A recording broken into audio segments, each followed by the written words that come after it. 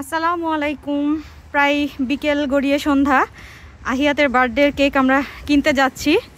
বাইরে ঠান্ডা, মানে কি এক্সট্রিম লেভেলের ঠান্ডা, -30। অবশ্যই এটা এক্সট্রিম। আহিয়াতের নোজ বের হয়ে আছে। আই পাপা ঠিক করে দাও। তো দেখা যাক, আসলে বাংলাদেশে থাকলে আহিয়াতের জন্য আমরা খুবই সুন্দরভাবে কাস্টমাইজ করে আমি কেক করি। 5 বাড়ি 5 রকমের থিম কেক করছি। এবার আমাকে অর্ডিনারি নিতে হবে, মনটা একটু খারাপ। তবে ইনশাল্লাহ মাত্র আসছি, সব কিছু চেনা জানা হয়ে গেলে ওই রকম কাস্টমাইজ কাজ করে কেউ, এরকম পেলে আমরা আবার সে আগের মতো আয়াতের জন্য কাস্টমাইজ কেক ইনশাল্লাহ করতে পারবো। এখন আসলে আমি ওইভাবে কাউকে এখানে পাই নাই, নিশ্চয়ই কাউকে পাওয়া যাবে বাংলাদেশি যে কাস্টমাইজ কেক করে। তো এই তো যাই দেখি, এখন শপে যেয়ে দেখা হবে। বাইরে ঠান্ডা, আমি একদম ফোন ধরতে পারতেছি না, হাত আমার ফ্রিজ হয়ে যাচ্ছে। শপে যেয়ে আবার দেখাই যে কি কেক আসলে আয়াতের জন্য আমরা এখানে পাই। অলরেডি রাত হয়ে গেছে।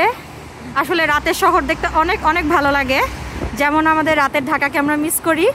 ঢাকায় রাতের বেলা অনেক রাতে আমরা ঘুরে বেড়াতাম রিক্সায় করে। তো এখানে যে ঠান্ডা, আমরা বের হয়েছি আসলে পরন্ত বিকেলে, এখন অলমোস্ট ঠান্ডা, মানে এখন সন্ধ্যা হয়ে যাচ্ছে আর কি। চলো বাবা, পাপা আমরা কোথায় যাচ্ছি এখন?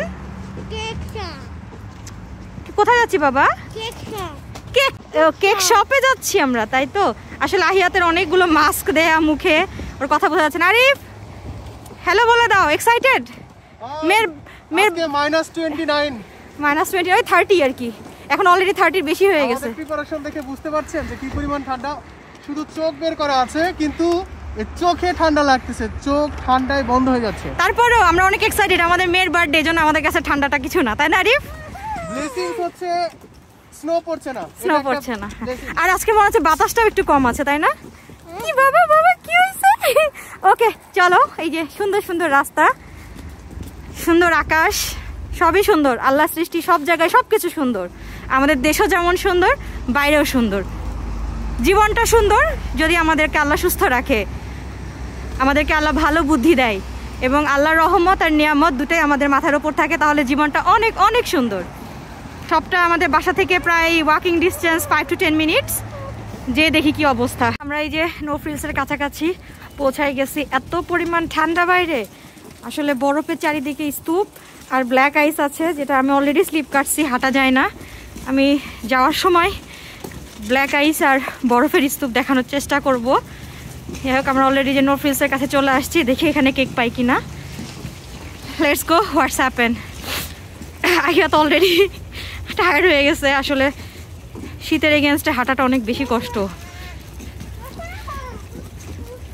যে এই সেক্টরে হচ্ছে কেক $17, তারপর হচ্ছে $15, $12। দেখি আহিয়াতের জন্য আমরা কোনটা পিক করি। আহিয়াত যেটা পছন্দ করবে সেটার মধ্যে আমরা পিক করবো। আহিয়াত আবার কাপ কেকেও চেয়েছে, সো সেভাবে করে আমরা হচ্ছে পিক করবো আহিয়াতের জন্য।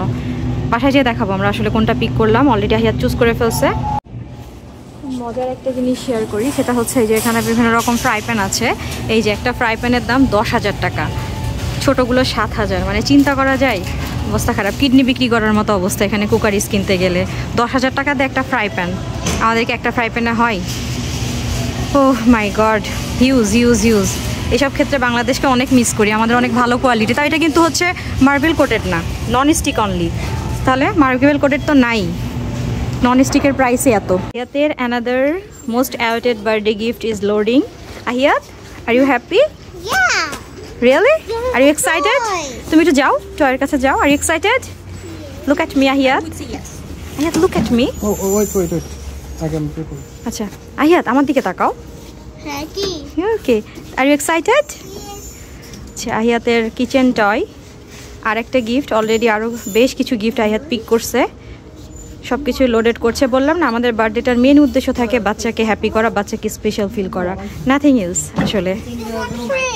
ইয়া, আহিয়াতের এটা অনেক অনেক, আহিয়াতের ফেভারিট কালার পিঙ্ক, সেটাও আহিয়াত পেয়ে গেছে। ওকে পাপা পে করুক, আমরা বাসায় যেয়ে দেখবো। ওকে, আমাদের শপিং শেষ, আমরা এখন বাসায় যাচ্ছি।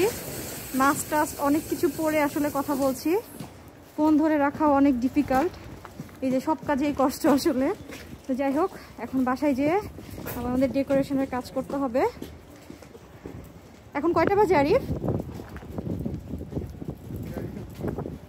দেখা দেখা হয়নি, তাই না? এসে আমরা এখন বাসায় ফিরছি, কেনাকাটা সব শেষ মোটামুটি। এ পর্যায়ে ফিরতেছি আমরা, যেহেতু শপিং করছি, অনেক টায়ার্ড আসলে। অনেকগুলো মাস্কের ভেতর থেকে কথা বলতেছি, সেটাও ভালোভাবে শোনা যাচ্ছে বা বোঝা যাচ্ছে কিনা জানি না। আসলে রিয়েল টাইম ভয়েসই প্রেফার করি, আমার মনে হয় যে কানেক্টেড হতে পারি সবার সাথে। পরে ভয়েস আসলে দেওয়াও যায় না। এই যে ব্ল্যাক আইস, এগুলো এতটা স্লিপি যে কি বলবো। আমি অলরেডি স্লিপ করছিলাম খুব, মানে এখন বাইরে বেরোনো শুধু ঠান্ডা না, এই যে এগুলো স্ট্যাক হয়ে গেছে, অত্যন্ত স্লিপি। খুব সাবধানে মানে হাঁটতে হয়, ধুমধাপ করে মানুষজন পড়ে যায়, আর এই পড়ে যাওয়াটা খুবই নর্মাল। কোন সাইডে যাবো আরিফ? এই যে বরফের স্তূপ চারিদিকে, হিউজ ঠান্ডা। যে আমরা যখন আসার সময় কিন্তু কোনো বাতাস ছিল না ঠান্ডা, বাট এখন অনেক ঠান্ডা বাতাস। এখন তো ফিলস লাইক মনে হয় 30+, মানে -30 আপ আর কি।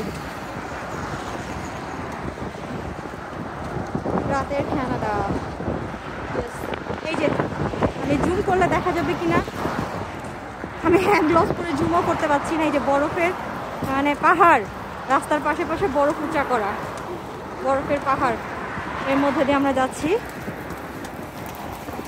আরিফ, কেকটা তো হবে কাট করে নিলে ইয়ে হয়ে যাবে না? কেক কাট করে নিলে, কাট করতেছো যে লেগে যাবে যে। আচ্ছা আচ্ছা, কে ঠিক আছে, রাস্তা পার হব, বাসায় যাচ্ছি। বললাম যে ব্ল্যাক আইসে ভরা, অনেক কেয়ারফুলি যেতে হবে। আমি এখন, আমাকে ভিডিওটা অফ করতে হবে, নাহলে আমি ধুমধাপ করে কখন পড়ে যাব।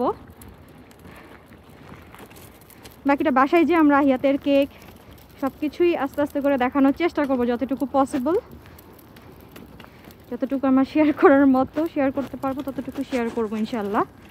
আজকের আকাশটা অনেক সুন্দর, নিচে সাদা, উপরে হচ্ছে কি বলে, এই যে বরফের স্তূপ, চারিদিকে বরফ আর বরফ, বরফের পাহাড়। এই যে বরফের পাহাড়টা দেখা যাচ্ছে কিনা জানি না, এই যে বরফের পাহাড়।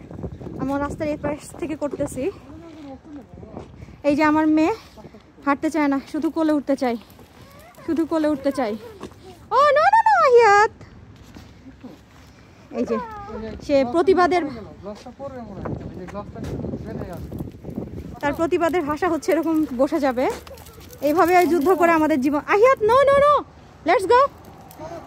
এভাবে যুদ্ধ করে আমাদের জীবন চলছে। আসলে ভিডিওতে বা ওভার দ্য ফোনে আমরা তো সব কিছু আমাদের স্ট্রাগল শেয়ার করি না, কিন্তু সব সুখের, সব সফলতা, সব অর্জনের পেছনে কিন্তু অনেক অনেক স্ট্রাগল থাকে।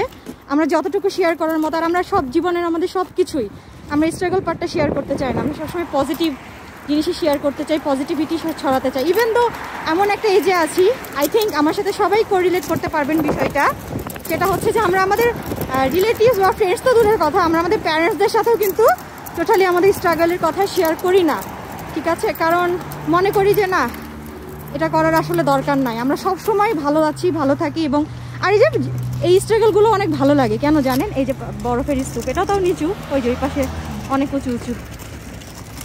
এই স্ট্রাগলের পেছনেও সুখ আছে, কারণ কি, যখন আমাদের সাথে কিছু পজিটিভ হয়, যখন আমাদের কোনো প্ল্যান একটা সাকসেসফুল হয়, সেটাই আমাদের জন্য উইন। আর আসলে রেডিমেড কিছু পাওয়ার থেকে স্ট্রাগলগুলো করে পাওয়ার মিনিংগুলো অনেক অনেক বেশি। যখন আমরা স্ট্রাগল করে কিছু পাই, সেটা শেয়ার করি, তখন সেটা কারোর কাছে শো অফ লাগতে পারে, হ্যাঁ, কিন্তু আমাদের কাছে সেটা শো অফ না, আমাদের কাছে সেটা অর্জন। আর অর্জনের মূল্য আসলে অনেক অনেক বেশি। নিজে থেকে যদি কিছু করা যায়, নিজে থেকে কিছু করতে পারা যায়, এর চেয়ে বড় সুখ, এর চেয়ে বড় তৃপ্তি আর কিছু হতে পারে না লাইফে। এটাই আর কি। সো কারো কষ্ট করে অর্জন করার কোনো কিছু হচ্ছে শো অফ না, কাউকে দেখানোর জন্য না, হ্যাঁ, কারো মাঝে পজিটিভিটি ছড়ানোর জন্য। তো এটাকে শো অফ হিসাবে না ধরে আমাদের উচিত, কারণ আমিও, হ্যাঁ, অনেকের অনেক কিছু আছে শো অফ, অনেক পজিটিভ ভিডিও আছে, অনেক নেগেটিভ ভিডিও আছে।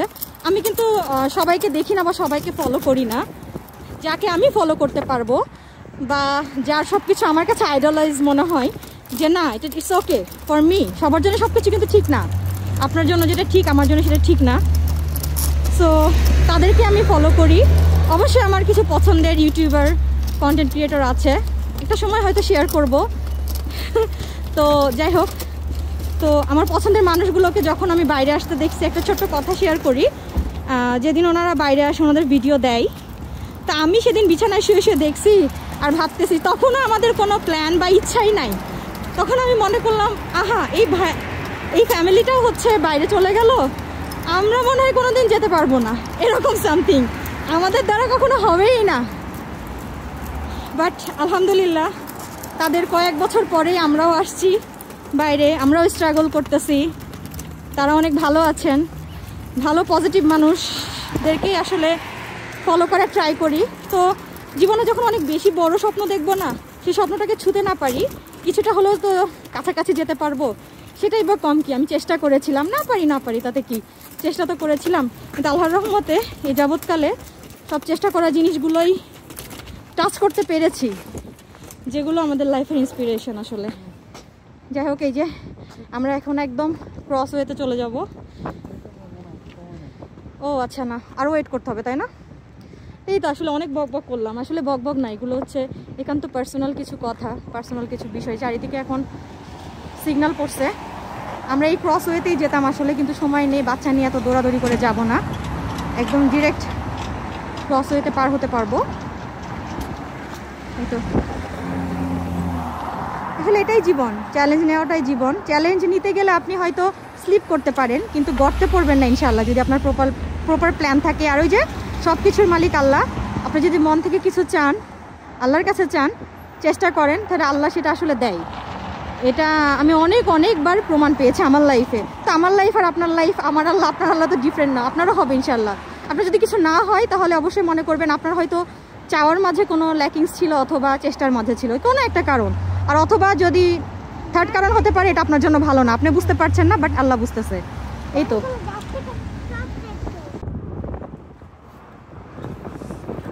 ও এই যে এখানে অনেক ব্ল্যাক আইস আছে, আমি দেখছি ভিডিও করতে করতে পড়ে গেছি আরই ফাঁস করে।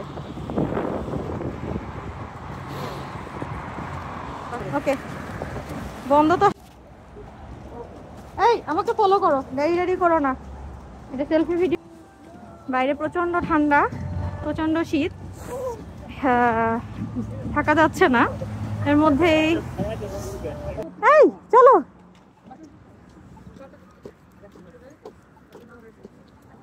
আসো আসো, ফলো মি। বাইরে প্রচন্ড ঠান্ডা, তার মধ্যে আবার স্নো পড়ছে, -30 আপ এরকম হবে। আহিয়াতের বার্থডেতে আহিয়াতকে বলা হয়েছিল তুমি কি টয়েস নিতে চাও, কারণ এর আগে আহিয়াতের চয়েসটা খুবই খারাপ থাকে। মেইনলি সে টয়েসের দোকানে গেলে সে উল্টাপাল্টা টয়েস নেয়, যেটা আসলে কোনো কাজে লাগে না। তো প্রতিবারই আসলে ওর মন খারাপ হয়, কারণ ওই টয়েসগুলো আমরা দেখা যাচ্ছে যে ওকে দেই না, আমরা আরেকটা বেটার টয়েস ওকে কিনে দিই।